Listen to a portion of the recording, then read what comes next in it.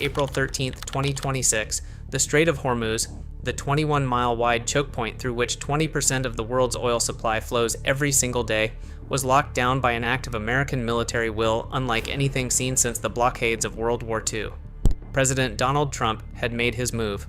After 21 grueling hours of failed negotiations in Islamabad, Pakistan, where U.S. envoys sat across the table from Iranian counterparts under Pakistani mediation, the ceasefire talks collapsed without a path forward.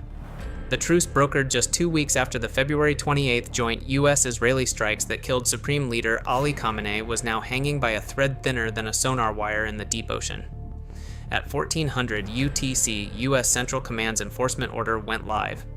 The USS Abraham Lincoln Carrier Strike Group, with 11 guided missile destroyers and the amphibious assault ship USS Tripoli, sealed off Iran's entire coastline. The USS Gerald R. Ford Battle Group, operating in the Mediterranean with additional destroyers, provided strategic depth. On Truth Social, Trump's message was blunt: the United States to blockade ships entering or exiting Iranian ports on April 13th at 10 a.m. Eastern Time. All or nothing. Iran's military immediately denounced the blockade as, quote, an unlawful measure that amounts to piracy. But words were not all Tehran sent toward the strait. This was the opening move in the most dangerous week of warfare the world had seen in 2026. Before it was over, the Persian Gulf, the Lebanese mountains, a day in the drone-darkened skies over Ukraine would all become simultaneous battlefields in a global conflict with no clear endgame in sight. Before the blockade even had time to draw its first breath, the USS Frank E. Peterson and the USS Michael Murphy, two Arleigh Burke-class guided missile destroyers, crossed through the throat of the strait, their hulls carving white foam through a sea riddled with Iranian mines laid by the Islamic Revolutionary Guard Corps Navy. Their mission was brutal in its simplicity: clear the route, sweep the mines, and dare Tehran to respond. U.S. Central Command confirmed the transit publicly, every word of the announcement a calculated act of psychological pressure. The Iranians watched. The Chinese watched. The entire world watched. What the world did not see was what was moving beneath the surface. At 3:17 hours on April 13th, a Virginia-class nuclear attack submarine, operating under total MCON protocols at 350 feet below the thermocline, locked its sonar arrays onto a formation of IRGC Boghammer and Zulfikar fast attack craft massing in the shadows of Qeshm Island's eastern coastline. These were not fishing boats. Each vessel was armed with heavy machine guns, shoulder-fired surface-to-air missiles, and rapid deployment torpedo launchers. Iran had not planned to fight the U.S. fleet in the open sea. They planned to swarm it. The intelligence picture that materialized inside the USS Abraham Lincoln's Combat Information Center was unlike anything the Aegis Godbrain had processed since February. The Spy-6 air and missile defense radar was not painting one or two threat contacts. It was painting dozens of fast-moving surface signatures with deliberately low radar cross-sections masked behind civilian AIS traffic transiting the Gulf of Oman. Iran's Strait of Hormuz defense doctrine was activating in real time. Their goal, not to sink an American carrier, an impossibility against a fully armed Aegis combat system, but to create a single incident: one dead Iranian sailor, one burning speedboat on global television, enough to collapse international support for the blockade before it could bite. The USS Lincoln's captain transmitted a single encrypted burst to NAVCENT 5th Fleet. Contact evaluation complete. Assessment: coordinated harassment swarm. ROE confirmed. Hold.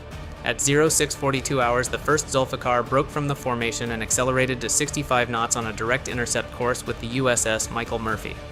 Its crew broadcast on International Maritime Channel 16, screaming that the blockade violated UNCLOS.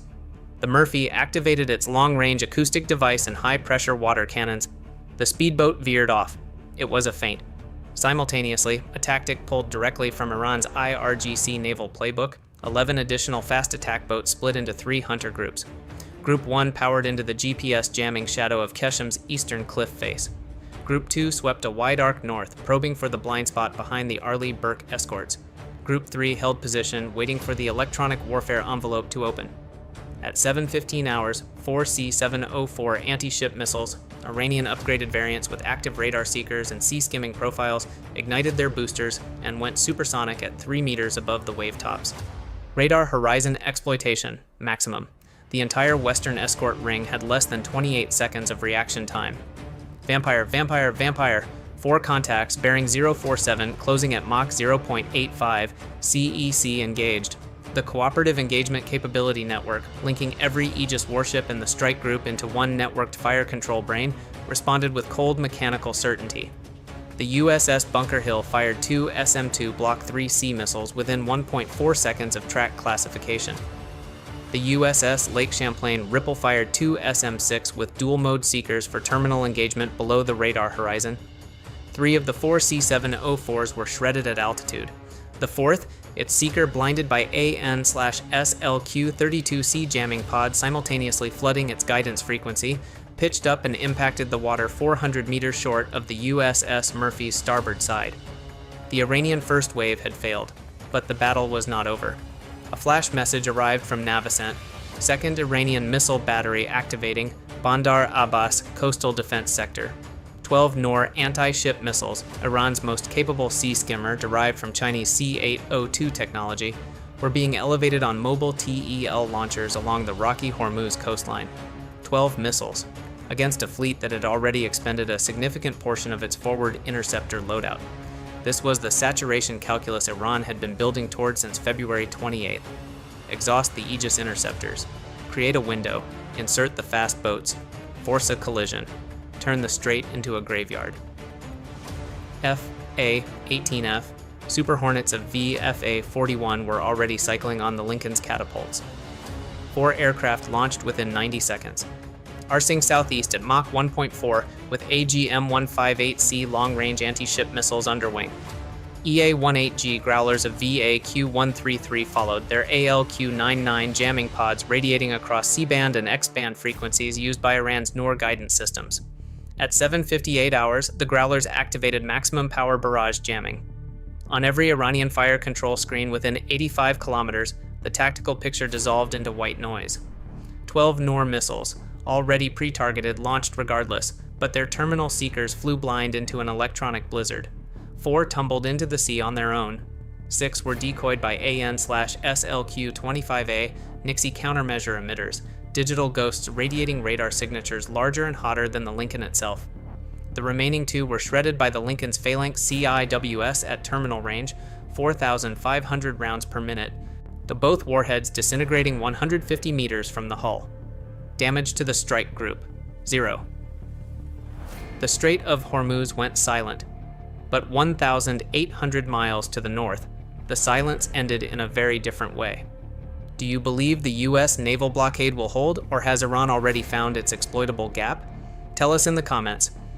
April 14th, 2026, day 1511 of Russia's full-scale invasion, the Ukrainian Ministry of Defense issued a bulletin that read like a description of Armageddon. 1 ballistic missile strike, 70 airstrikes, 246 guided aerial bombs dropped across populated areas and military positions, and the number that made NATO analysts reach immediately for their phones, 10,256 Shahed-class kamikaze drones, in a single operational period. This was not a battlefield attack. This was a systemic attempt to burn Ukraine's air defense network through sheer numerical saturation. Russian doctrine had evolved since 2022. Where once they aimed for bridges and power plants, the 2026 campaign targeted the eyes of Ukraine's air defense itself, spy radar stations, Patriot launcher vehicles, early warning posts. Destroy the shield, then bring the hammer. By 800 hours on the 14th, Ukrainian forces recorded 125 separate combat engagements across every axis of the front. In the Kursk direction, Russian mechanized forces pushed toward Terra-Tatine under 2 airstrikes and 82 artillery salvos including MLRS. In the Kupiansk direction, 3 simultaneous assaults targeted Kyiv-Sharivka, Novoplatonivka, and Novoosinove, battalion tactical groups probing for a seam in Ukraine's defensive line.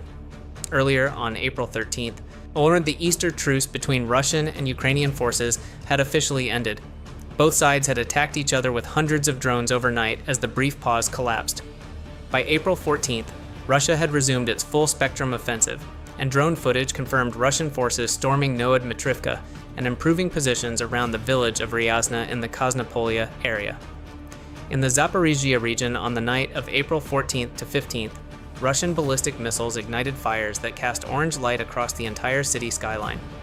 Cherkasy received multiple Geran-2 impact sites before Ukrainian air defense forces downed the remaining elements of the attacking wave. Dnipro was struck in the same overnight salvo. its residents sheltering underground as the sky above erupted. The tactical logic of the Russian offensive was merciless in its clarity. Ukraine's western resupply chain had been disrupted by the global focus on the Strait of Hormuz. ATACMS allocations had been reduced by emergency Mediterranean repositioning. The window to break through to the Dnipro River line before the next round of Western equipment arrived was narrowing, and Moscow intended to exploit every day of it. Growing evidence at command level points to a potential late spring or early summer Russian offensive that could represent the largest single push of the entire war. The second half of April, according to multiple frontline military analysts, will be extremely dynamic. The Russians appear to be building towards something final. While the Arabian Sea churned with destroyers and speedboats, and while Ukrainian skies flashed with the arcs of 10,000 drones, the hills above southern Lebanon shook with Israeli artillery. The IDF's ground campaign, resumed after the October 2025 ceasefire frayed under renewed Hezbollah activity, had reached its climax phase. By April 14th, Israeli armored and infantry units operating with F-35 Atzuri close air support were within kilometers of completing the capture of Binbel, the historic heart of Hezbollah's command infrastructure in southern Lebanon. Built over 4 decades with Iranian funding, Binbel contained hardened tunnel networks, weapons storage facilities, and the nerve center of Hezbollah's battalion-level command posts. Over 1 million Lebanese civilians had been displaced across the country. The UN Secretary-General, addressing the Security Council on April 14th, warned that international law was being trampled and called for a halt to hostilities on all fronts. The ceasefire, he said, must continue. There is, he insisted, no military solution. But for the IDF's 36th Division, those words could wait.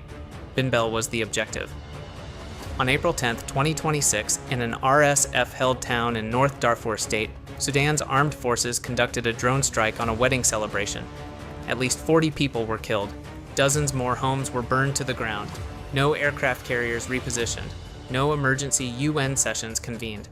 No breaking news tickers ran the headline for more than 24 hours.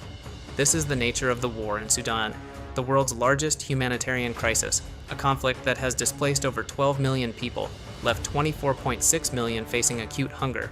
AEGIS continued into its third year with all parties committing documented war crimes.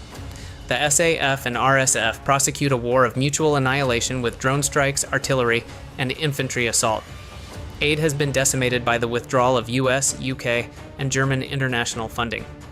The 40 people killed at a wedding on April 10th dissolved into a statistic so vast that individual deaths vanish within it. That may be 2026's greatest military crime, not the precision strike, but the world's capacity to absorb suffering at scale and look elsewhere. As of April 15th, 2026, the global military situation balances on a razor's edge. In the Strait of Hormuz, the U.S. naval blockade is live, but Iran earned $5 billion in oil exports in the past month alone. That revenue is now at risk. China, the world's largest buyer of Iranian crude, is watching with the patience of a player who knows every move changes the board. Beijing has neither condemned nor supported the blockade publicly, but every analyst at the Pentagon knows Chinese restraint has a price. In Ukraine, the Russian offensive machine is building toward what Western intelligence describes as potentially the war's largest single push. Western air defense reserves are stretched. Political will in Washington is divided between the Iranian theater and the Ukrainian front. In Lebanon, Israel inches closer to the military defeat of Hezbollah's conventional infrastructure. But every kilometer gained increases the probability of Iranian-backed escalation. The ceasefire between the US and Iran is holding, for now. Its next critical threshold approaches. Negotiations are on hold. To the UN Secretary-General has one message for both sides: there is no military solution. But right now, every military on Earth is behaving as though there is. Will the US naval blockade force Iran back to the negotiating table, or has the window for diplomacy already closed forever? Let us know your assessment in the comments, and if you believe the world is closer to full regional war than at any point since 2003, hit that like button and subscribe.